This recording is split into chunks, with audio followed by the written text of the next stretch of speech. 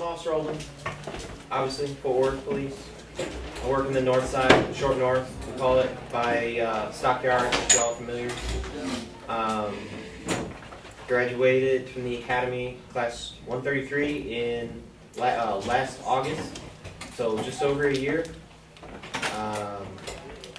Let's see, from Chicago area, I moved here for this job. I went to Western Illinois University, got my bachelor's degree in law enforcement. Let's see, our academy is like, we're going to touch on that a lot, but like our academy is 8.5, well, not quite, 7, almost 8 months. 32 weeks. Yeah, of, fighting, shooting, working out and all that stuff. It's like a college course and boot camp all mixed up in one.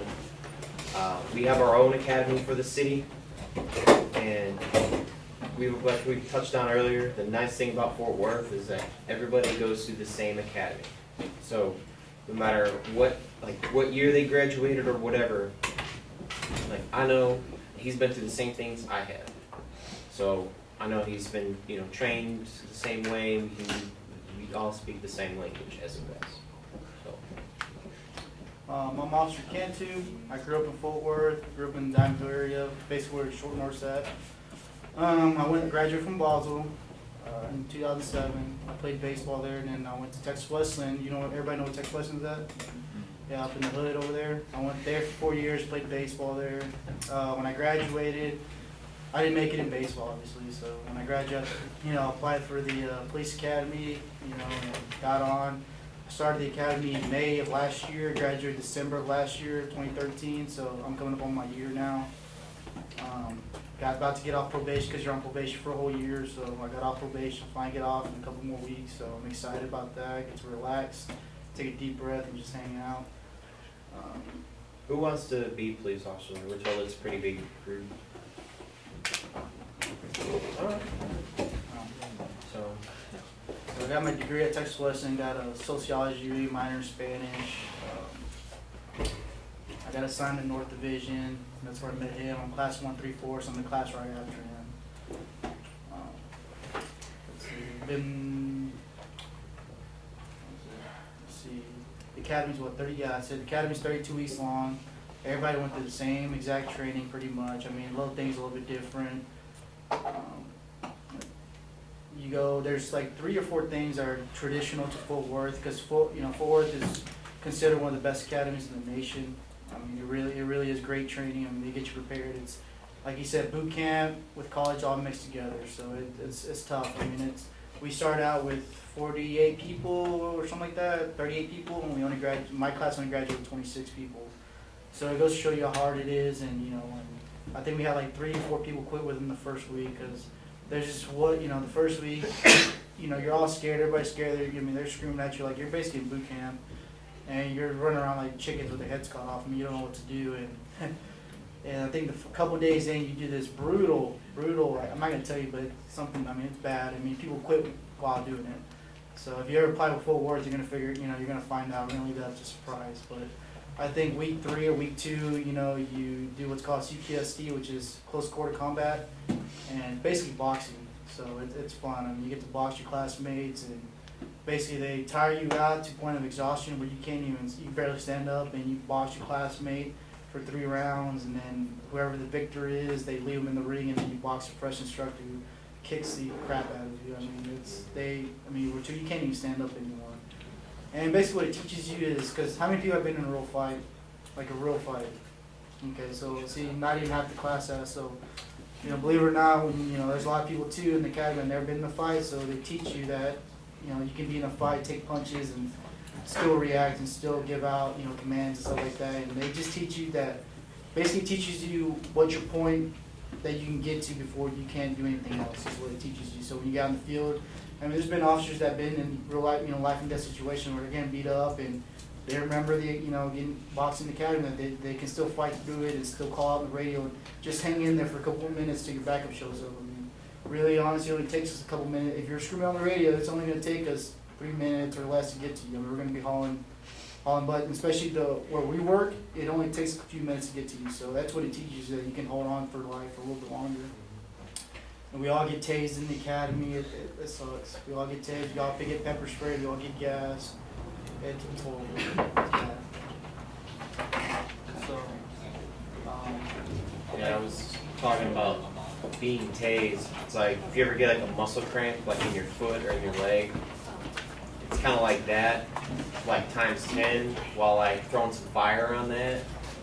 It's only 5 seconds, but then you're like trying to count to 5 in your head while you're like cursing and yelling and you hate everybody, and then you're only at like 1.5 seconds, and then you still have, you know, 5 3.5 seconds more. felt like a lifetime. Oh yeah. And the funny part is when you get tased, it hurts like no other. And then after it's done, the pain goes away. It's instant. It's the weirdest thing. And, I mean, it's an adrenaline rush.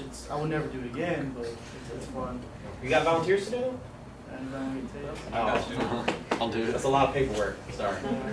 I got time. So, I do. so what's But like I said, like a day in the academy would consist of, we get there at 6 in the morning. We do our fighting drills. It's called DT training. So you just learn ground control, ground fighting. like MMA type Yeah, stuff? you learn your handcuff techniques, you learn searching techniques. You do all that. You do that since day one all the way to the end of the academy.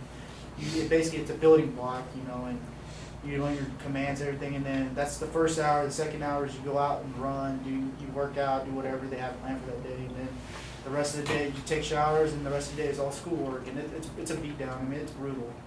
I mean, the amount of material you have to learn in those 7 months it's bad. I mean, it's a lot of material. It's a lot of stuff you got to learn, and it's all about memorization. All this stuff would be in a day. Yeah. All this law stuff. So and you know it's taught in blocks. So you have, I think the first thing we learned was health. We learned about health, and the second block was penal code and the arrest seizure, and it's just different sections that you learn as you go. And it's tough. The tests are hard. It's college level, and really it's all about how much information you can retain and memorization. You know, and you have 2 midterms, and you take, you know, the last thing you ever do is you take your what is it? The TCOS, yeah, your TCOS says you get certified as a police officer.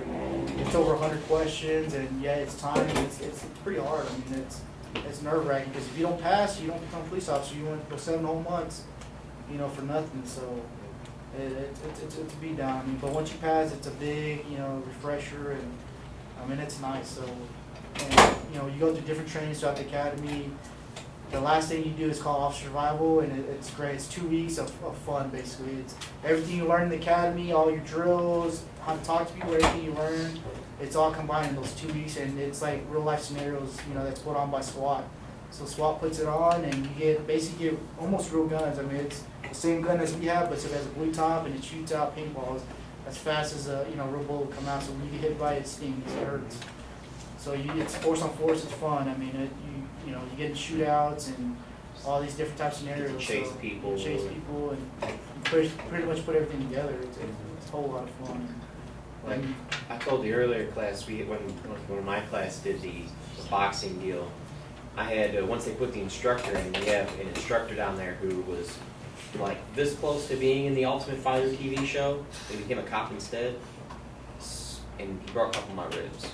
So I had to put up with that for the rest of the academy. So, you know, it's kind of like, it is like boot camp because you have to think like, how bad do I want this? And there's this one guy there's one instructor that you do not want to, when you get in the ring, you do not want to see him. His name is Jimmy Ferguson. Oh. He was an Olympian boxer, big tower of a man, has mittens for hands, and he's barely hitting you, and it feels like bricks are hitting you. I mean, you don't want to. I was so relieved that I didn't see him. I got some other guys, but I still got beat up, but still. I mean, If you've managed to get a hit on him, it's going to be weak because you're so tired from working out. It's going to be like, ugh. If you manage to get a hit on him, he's just going to smile, and then you're going to be on the floor and you're not going to know it. The academy was fun, you know, and you basically, it taught you how to bond with other people, and you do a complete task together. So every month is like, you accomplish something, and once you graduate, it's like one of our sayings is you don't become a Florida police officer, you earn it. You're just not given. You got to earn it, and at the end you're just relieved to finally finish, and it's fun. The academy is probably one of the best times of my life I've ever had. I went to I went to 4 years of college. I had my college days. I had fun, but I thought the academy even though all the crap I went through was probably one of the best times of my life. We met some great friends, and it's fun. And upon graduation, you go to field training. Our field training was 3 months and 2 weeks, so you did 3 months of 3 different officers training you, and then the last 2 weeks were post phase, and you go back to your original officer. You know, basically he's in the car with you, but he's in regular clothes, and he just watches you. And either you pass or you don't. I mean, some people, you know, get fired during FTO phase because it's not what they, you know, they just can't handle it, or some people quit during FTO phase because it's not what they thought it's going to be. And it's, you know, it's nerve wracking. You have somebody, you know, telling you what to do, you know, as you're working. You know, you're already nervous as it is, you're stressed out, you don't know what to do, and you got somebody on you. What are you gonna do? What are you gonna do? You know, it's stressful, and you know, and you go back to your for 2 weeks, and after 2 weeks, you cut loose, and you get to.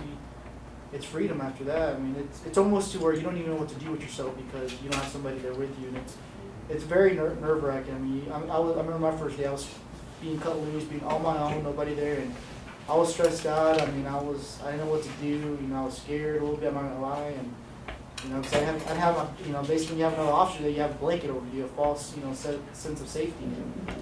But it was all worth it. And I think they changed the training up now, right? A little bit. So now it's 5 months. FTO is 5 months long now instead of 3 months. So my class was the last class to be 3 months. So you're gonna be hired for a year, or working for a year in training before you even get to go on your own. So, but when you're on your own, it's fun because you had 7 months people telling you what to do. You had 3 months telling people what to do, and then finally you're on your own. You do what you want, you know. And that's when you learn. You know, being on your own is where you learn how to be, what kind of officer you're gonna be. You know, a lot of people like to do dope. A lot of people like to run traffic, like pull people over. So A lot people of do DWIs. DWIs. I mean, there's so many kinds of stuff you can do, and you know, it's a fun job. I mean, There's one officer we worked with who was, like, it's morbid to say, but he liked investigating sexual offenses because he was really good at doing it. His reports were really good. He knew exactly what to do. He knew who to go talk to, and he was really, really good at it. And that's the kind of detective he wants to become.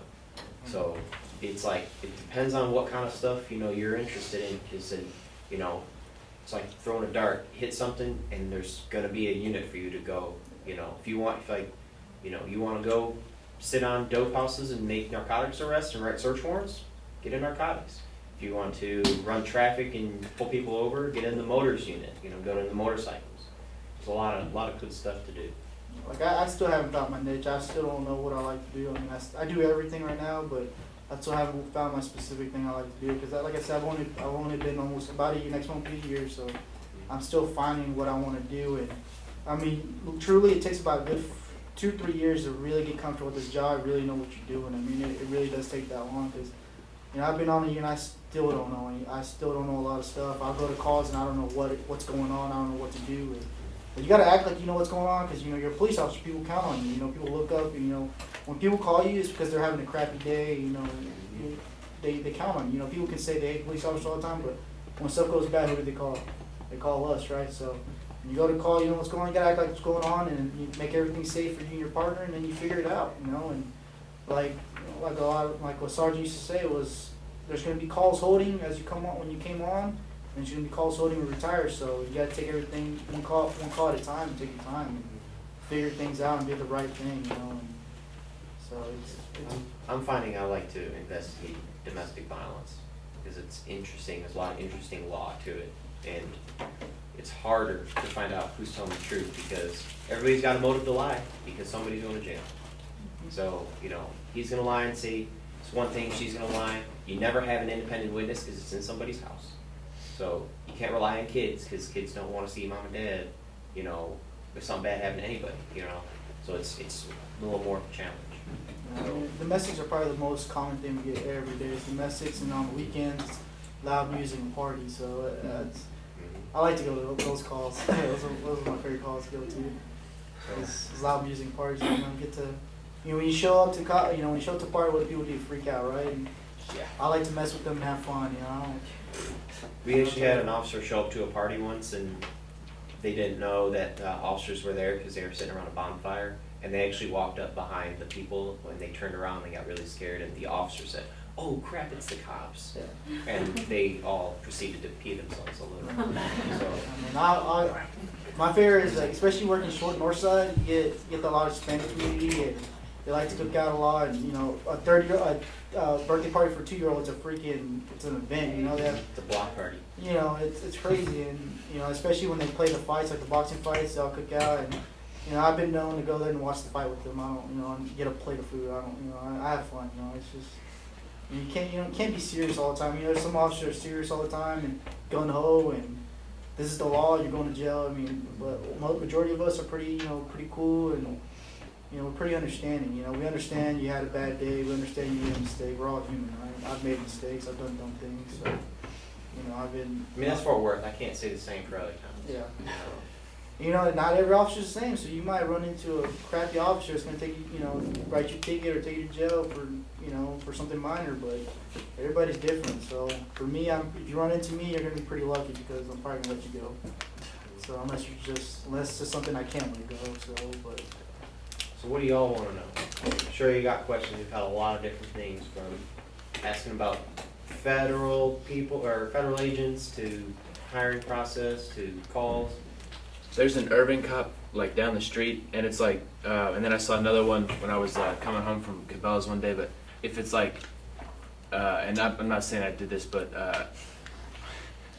If he's a friend, It's already happened, yeah. man. But like, if I made like can a cop pull me over for like a small thing? Like if I were to not stop at a stop sign, but he's an Irving cop, can he pull me over for that? Like out of his jurisdiction or something? Technically, He yeah, can? he can. because he's not commissioned. Well, he's commissioned to be a peace officer in the state of Texas. Okay, all right. So yeah, You know, so he can. could, Just curious. but most likely they're gonna call if it's in Fort Worth, they're gonna call us. I mean, for something that minor, really, I mean, Yeah, but I just saw him and I was just wondering. I was like, can he pull me over? he for could, something like if that? you really wanted to, if he was really by the bush, he could put you over and then call. If it happened in Fort Worth, call us, and you know, you could write you the ticket. I mean, we're peace officers in the state of Texas. We could, you know, we could do whatever we want, you know, but. Yeah.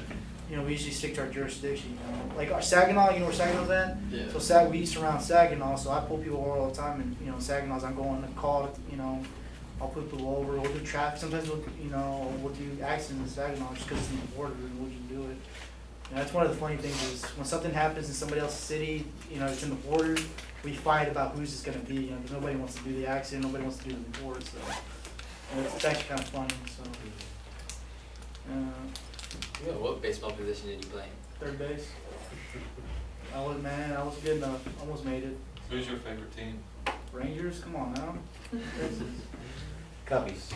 Oh yeah, he's from My Chicago. my girlfriend, her brother-in-law, he played for the Yankees. Oh, did he? Vernon Wells. Bernie, yeah, he's from here.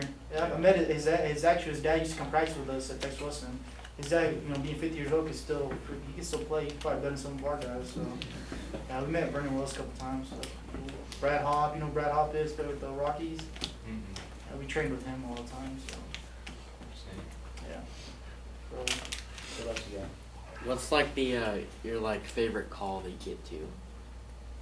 Oh, favorite call? Yeah. I mean, like I said, I like. favorite calls to go to, or favorite call I've ever been on? Just Oh. your favorite calls to go to. Oh, well, mine's like I said. I think domestics are interesting because people say some off the wall stuff.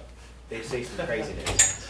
So Most you of the know, time they're drunk. most of the time, yeah, a lot of times we're drunk. So then you get that going. So it's a lot of crazy stuff going on. I like doing those.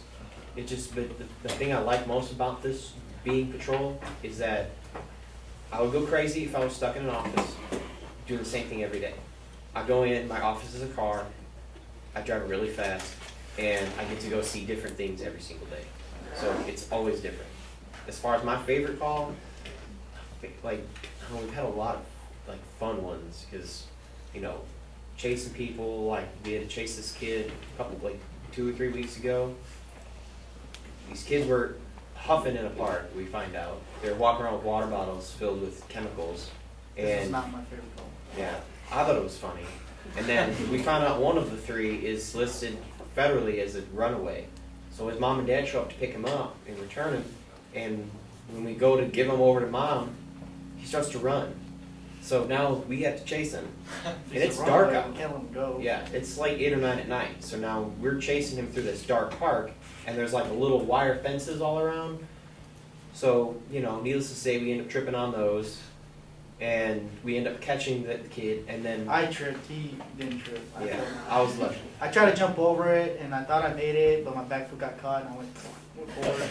I busted bad, it was bad. And like sprinting is, you know, that's not hard. You know, you can sprint, but when you sprint, wearing 30 pounds of equipment, it's a lot harder than you expect. So this kid was 14, he was fast, he was, you know, I think it was, we sprinted for 200 yards straight in 2 football fields, basically running after this kid. We were Yeah. exhausted, you know. And the best part was, okay, I fell, yeah, it's cool, being a cat, you know, we caught him because I yelled at him, I was like, man, this better work. So I just yelled, you know, you better stop, you're not gonna get away. And we're right on his heels, he ended up stopping for us. And the best part was when we took him back, his dad slapped the crap. I mean, he came off the ground, he slapped him. And I was like, that's good enough for me, you know, I'm glad I fell down. So I got my revenge. So, you know, like I said, you can't get, you know, doing this job, you gotta have a tough skin, you know. People are gonna yell at you, they're gonna tell you dumb things, they're gonna say racial things to you.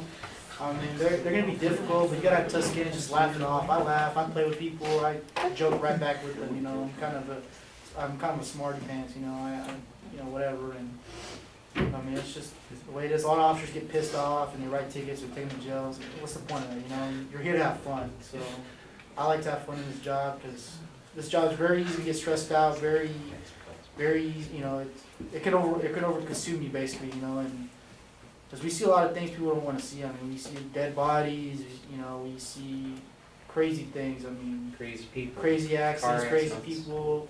people at the worst, you know, and it change. You know, when you become a police officer, it changes you. Some it changes for the better, some it changes for the worse. You know, some it has a bad effect on them. I mean, you see a lot. I mean, personally, I've seen 3 people die in front of me. I was the last person I ever saw on this earth. So, you know, it kind of changes you. It makes you look at life differently, you know. And I like to think I'm still the same person as before I started. But yeah, it's changed me a little bit as the sense that I've become more aware. So when I go out in public, I'm looking at things other people aren't looking at. You know, I carry off duty all the time because you never know when something may happen. Just a couple weeks ago, I was driving my mom. While I was driving, I was passenger seat, and there's a DWI, right?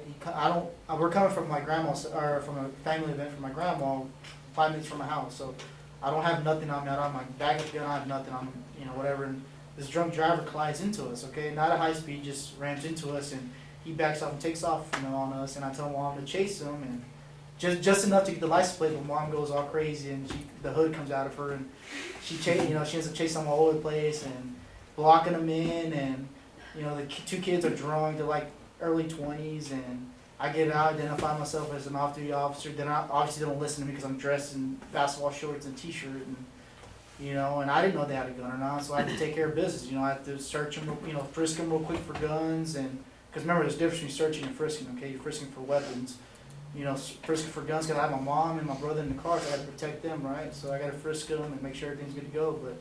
Just things like that, you never know. Things can turn sour. You don't know who's carrying a gun nowadays. You know, everybody's carrying guns. You gotta always be careful, and that's how it changes you because you look at life a little bit different. But like, you know, especially for y'all who ever think to become a police officer, you know, you know, it's fun to have police officer friends and have fun with them, and because they know what you're going through and everything. But you gotta keep your friends that aren't police officers because they're the ones that keep you sane. They're the ones that keep you, you know, down to earth, you know, on the ground and stuff like that.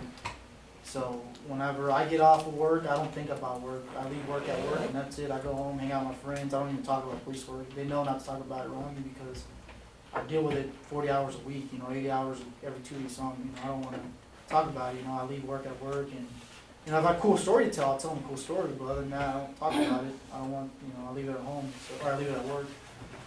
So It's hard on family members if they don't understand what shift work is like, because we work from 3 in the afternoon till 1 o'clock in the morning. So you go home, and then you can't go to sleep right away. So you're up till 2, 3, 4. I usually go to bed between 3 and 4 in the morning. So then you're sleeping till, you know, afternoon. So you got a friend who's like, you know, he works in an office, and he's like, hey man, let's go out, you know, let's go out and get some lunch or something like that. And he's texting you and calling you at his lunchtime at 1 o'clock. You're not even up yet. Because, you know, you were up, or like a couple nights ago, because you guys stealing lumber from a house who's under construction. Somebody's house, they're building it. He's taking their lumber. Just take him to jail. We're doing all the paperwork. Have to do all that. I get home till like y'all probably are up for school, it's like 6:30, almost 7 in the morning. So now I have to, go to bed, so if you don't work shift work, like that's why nurses, doctors, officers, and then, like paramedics, like firefighters, they understand it, but my mom doesn't understand it. She's never worked shift work. She doesn't get it. She doesn't I understand work what we do. 15-hour days, I finish at 1 a.m., I start at 10 hours, and I stay after till 6 in the morning, just, you either get stuck on a call, or sometimes you gotta help out midnights, because midnights are short, so sometimes you put in 15-hour days, and you gotta go to sleep, go to work the very next day, so you gotta be prepared for life to change, especially when you become a police officer, things are gonna change, you're gonna lose friends, first of all, because not everybody likes the police, not everybody likes this. You're gonna lose friends, be prepared for that, be prepared to have crappy days off, we have Monday, Tuesday, Wednesday off. It's horrible days off, what am I supposed to do on those days? I mean, you gotta be ready for that, it's gonna change, and then you gotta be ready for it to change you, psychologically, because you're gonna see the stuff that you don't wanna see, and it's gonna change you, so you gotta be ready for all that. But then again, those are the cons of the police work, shift work, seeing stuff, the stress of it, the stress of the job, but the pros is you get to drive fast, you get to do whatever you want, you're free, you do whatever you wanna do, and you get to meet new people, people, respect you, Exciting. Yeah, it's Homeless people sometimes. yeah, it's exciting work. We could be just chilling, like the other day, we could just be driving around and there could be a robbery happening right there, you don't even know. Things can change in the blink of an eye. You can just be hanging out, talking, eating, and next thing you know, you run out the door, running code to go help somebody. That's the rewarding job. You get to have fun, and like the whole robbery thing. Like me and another partner of mine were driving down the street, and there was a robbery happening at an intersection at this business we were at. We didn't even know, and we keep going. We go about 2 minutes down the road, and here comes the call. There's a robbery. You got to turn back around, And so stuff like that. It's fun. It's a fun job. You're gonna have a lot of. It's a weird feeling the first time you put on those lights. People start moving for you. It's a weird feeling. You're I'm like, still I'm not not- supposed to yeah. be driving like this. I Going the still- wrong way. I still think like a civilian, something like I'm not a police officer because I'm like, why? I'm still getting used to being a police officer, because you have all this power, it's just crazy, and I'm still getting used to that. I'm still, I turn on my lights and it's still like brand new to me, and I tell people what to do, and we go to college with people who are like 2 times older than me, 50-year-olds, and they're acting like children, and I'm 25 years old telling them what to do. So, it's just a power trip, you gotta get used to that, because I'm giving relationship advice to a 50-year-old, who's been married for, and I'm 25, and, so it's funny, so, it's good stuff, and. What else y'all want to know? What's the craziest call y'all been on? Craziest? Yeah. Well, I was telling somebody at one of the other classes. Mine, I've been on several shootings where like the first one, I know I saw it on the news, so it was about a year ago in the stockyards. There was about like a block or 2 away. This guy got shot on like Clinton and found the victim. I was like the 3rd person there, see him, he shot. First time I've ever seen a shot person or a person who had been shot. And then they're like, okay, he's in that building right there. Oh. So now, we had to set it up the perimeter. SWAT shows up. First time seeing SWAT, like actually doing what they do and not training. And seeing the Bearcat and seeing how everything goes down. They gassed the house. It was a front row seat to one of the coolest things. But that took 8.5 almost the whole shift, about 10 hours. And it was one of the coldest days of the year. So if you don't like being outside and being in the elements, you may not be the job for you because you're going to be outside no matter what. Well, I'm a fair weather cop, I only do things when it's nice out. And then It's too cold to be doing stuff like that. there was another one where later on the same year there was one also in the stockyards, this little biker bar, and we walked up. It's the first time I actually met him. It's actually There the was- first time somebody died in front of me. There was this person like this walks up. My other buddy, he walks up. He sees the guy's holding his towel right here. He said, "Hey man, do you need an ambulance?" He goes, squirt blood. It was that fresh. It literally just happened. The fire department's like, I'm trying to deal with a crime scene, and the fire department's bullying a china shop, like walking through, knocking everything over, and I'm. Basically, what happened was some guy went in and they got an altercation. He pulled out a gun, started shooting up the place, and another person got out, and shot being fired. Well, that one guy got shot, and then some old lady who was trying to escape from it was shot, through the door, and she was in the bathroom. And so she died right in front of me. We were trying to help her out. Me and some other guy actually found her in the bathroom, and She was laid out. We just thought she had a heart attack. We didn't know that she had been shot. When we get, MedStar in there and they're looking for it, and sure enough, there's a small little bullet hole in the back, and she's not bleeding from it. Sometimes you just don't bleed from it. And, and we did a CPR, and she, so that was one of the craziest calls. And another thing was, I was stayed over to help midnights, and it was about 4 in the morning, so I already worked, my shift plus some, and we were at school 2 minutes away from this really bad, I'm glad it's closed down finally, but it's this really bad, club where a bunch of gang members and everybody goes, and we just had trouble there all the time. It's on Jacksboro, you've probably heard about it. It's 2104. Yeah, it's a bad club.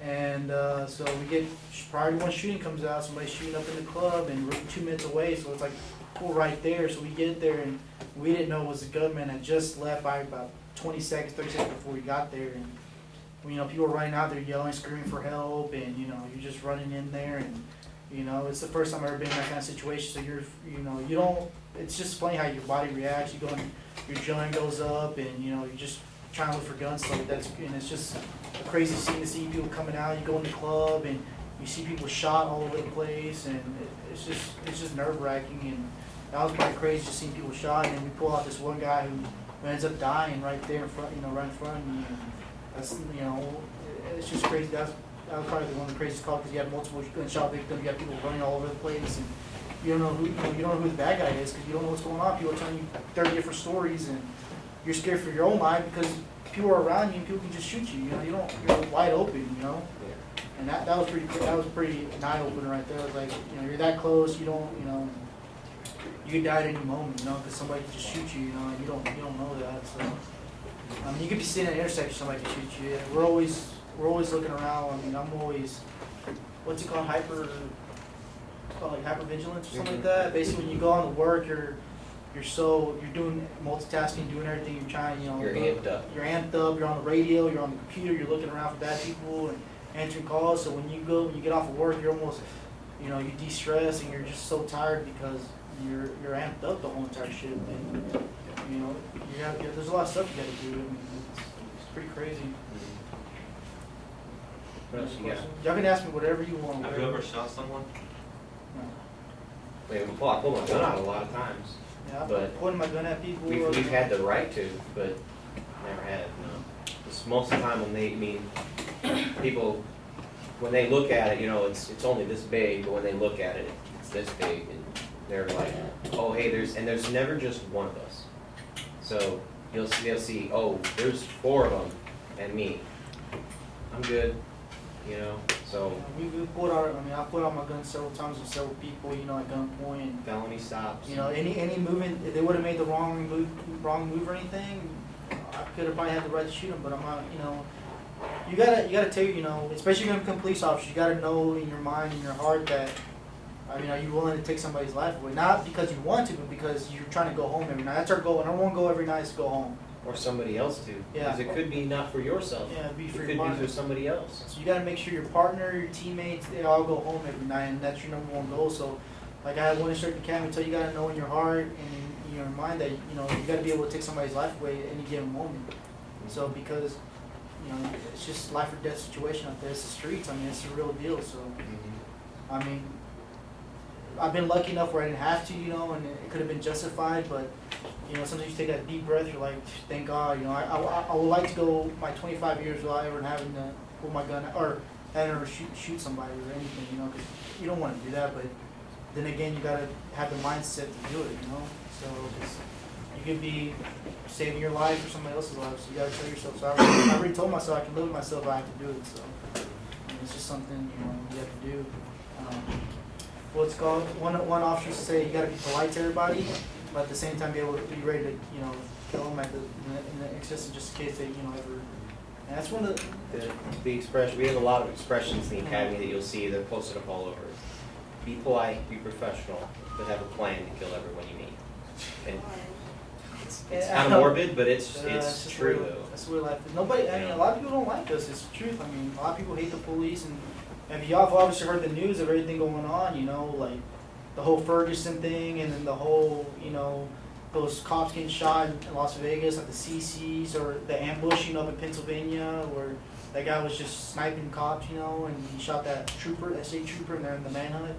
I mean, it's gonna come down here eventually, you know, so we always gotta be ready, we gotta be ready for it, and that's why training never stops. You know, when we're fresh out of the academy, we're trained up, you know, we're ready to go, and a lot of officers, as the years go on, they get complacent, they get lazy, they get fat, obviously, you know, and that's, you know, I told myself, I'm not gonna get fat, you know, I'm gonna keep up my training, you know, I've already put in over 130 hours of training this year alone, so, and I'm fresh out of the academy, so I really don't need it, but I like to, you know, take classes, read up on stuff, and so. What part of Fort Worth do you guys like, just all around? We're on the north side, like down by the stockyards. Do you guys go to like kind of by Hazel, the street? Yeah, Yeah, that's we work off Hazel. Yeah. 31 to Were be. you- Were you in that case with the whole girl getting like killed at that gas station? That was on Hazel and Long, How long ago was it? probably like a couple months ago. No, I know what you, no, we weren't. Was it? I think that was one on days. Oh, No, that no. wasn't us. Do y'all still carry SIGs or you moved to Glock yet? We have Glocks. A lot of the older guys have SIGs. They're moving away from them though. They're too expensive. We all got assigned Glocks 40 caliber, and then they're moving down to the 9mm. So that's why I eventually want to get the 9mm. It's better, I think, more accurate, less kick. So I have two questions. Sure. I know this may seem insensitive, but if your partner dies, like, can you keep going solo, or do they have to get replaced? Well, we actually, your teacher was asking us earlier. We don't have like assigned partners in like the movies. We just became partners because we became friends. Like he was in the academy class after me, so I didn't know him until he came to my team. So I was like, hey, you want to ride with me someday? So we have the freedom to, hey, you know, you're on my team. Let's go ride double today, and we go ride. Or I want to ride by myself. So, you know, it's just kind of personal preference. You know, I have a friend in Chicago who's a Chicago police officer, and he gets assigned sometimes 2 or 3 partners because they never go by themselves. now, bigger cities like LA, New York, and Chicago, like really big cities, they're doubled up. But like us, we're still not. We're a big city, and I mean we're short off for the amount of people we have in our city. We don't have enough officers, but I mean I think today is our double up day, meaning we have to kind of double up because there aren't gonna be enough cars because a lot of teams are there. But other than that, you know, you can pick and choose if you want to ride with a partner or just ride by yourself. Usually I ride with him on Thursdays, and the rest of the week I ride by myself, just because I kind of like being on my own. And You learn more by Yeah. learning on your own, by being on your own. You make your own mistakes. You don't have that other person to like fall back on. So, should you have another question? Yeah. Have you guys ever been on a case where there was a suicidal person and you were talking to them, but you didn't get to them? Like, didn't reach them in time to save them, No, like you were actually. or you would get through to them? Yeah. Oh yeah, all the time. We have a new lieutenant, and she actually said this last week. She was like, I didn't realize how common it was on the north side. There's a lot of suicide attempts. Sometimes we can have 3 or more in a day. And it's just somebody or their family member will, like a friend, will call in, and you know, unfortunately, it's just the kind of thing that gets routine. It's just somebody's worst day of their life. And to us, it's just like it's another call, because we have the power to. It's not considered an arrest, but you're not free to go either. If you tell me, yeah, I took pills because I want to kill myself, I write a piece of paper and take it to JPS, and before you see a doctor, you're not free to go.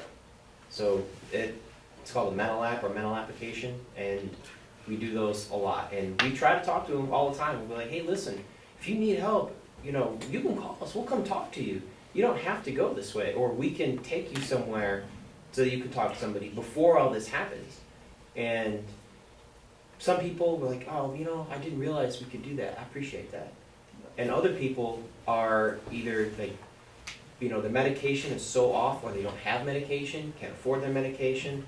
Their problems have just gotten to the point where they can't do it. You'll try to talk to them, and they just don't want to hear it. I had this young lady, she was a veteran, and I tried to talk to her. I said, we have a lot of guys who are veterans. They can relate to you. You know, you could have called any one of us. I said, so, you know, why don't you tell me what's really going on? And she said, I just don't want to talk about it. And it's sad because we want to help, but if if that's all I have to go on is just that she wants to hurt herself, that's all I have to go on.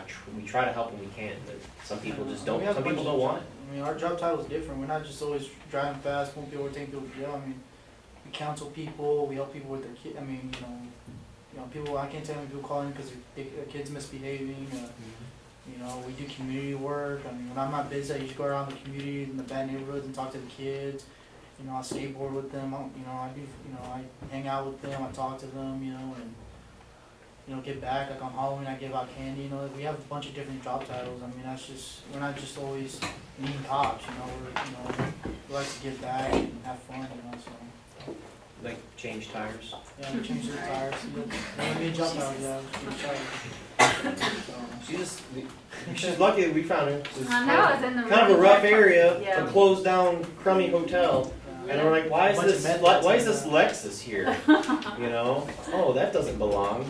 So sometimes. It's Well, just the first time you didn't even catch me in the car. You just kind of drove around just because I guess I didn't Yeah. look suspicious or anything. Oh no, it was suspicious. That's why we came Oh, back yeah. around. We drove around, That's make sure nobody else is in the complex, to make sure Mhm. we're safe, and then we came back to her and Yeah. found her in the car. So, it's all about me, making my number one priority is officer safety and make sure everybody's safe. Because I couldn't live with myself, and my partner they have no partner because of me. So,